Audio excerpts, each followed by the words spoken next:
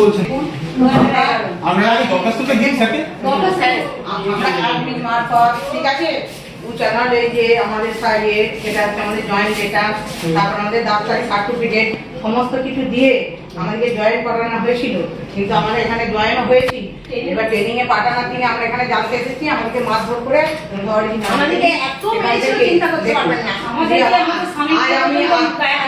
আজকে আমরা তো যেটা যোগ্যতা অনুযায়ী পেয়েছি তাহলে দেখো বিজ্ঞাপন অনুযায়ী আমরা পরীক্ষা দিয়েছিলাম।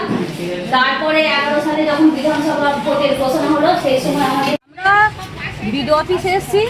আমাদের যে আশা আমরা 2010 সালে যে অ্যাপয়েন্টমেন্ট পেয়েছিলাম আমাদেরকে জয়েন করানো হয়নি। এই 15টা বছর আমাদেরকে যেভাবে লাঞ্ছিত অপমানিত হয়ে আমাদেরকে ফিরে যেতে হয়েছে বারবার।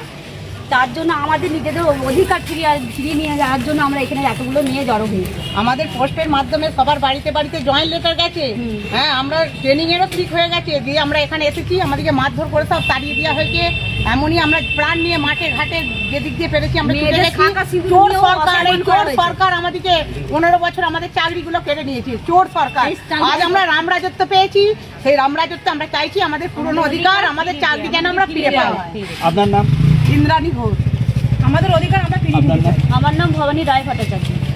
এবার বিডিও স্যার কি বলছে সবাই শুনে নিন। বলছো শুনুন। ভিডিও বিডিও স্যার সাথে দেখা করলেন দিয়ে কি বললেন? হ্যাঁ, বিডিও স্যার তো আমাদের সঙ্গে খুবই আশ্বাস দিলেন, আমাদেরকে খুব ভালো ব্যবহার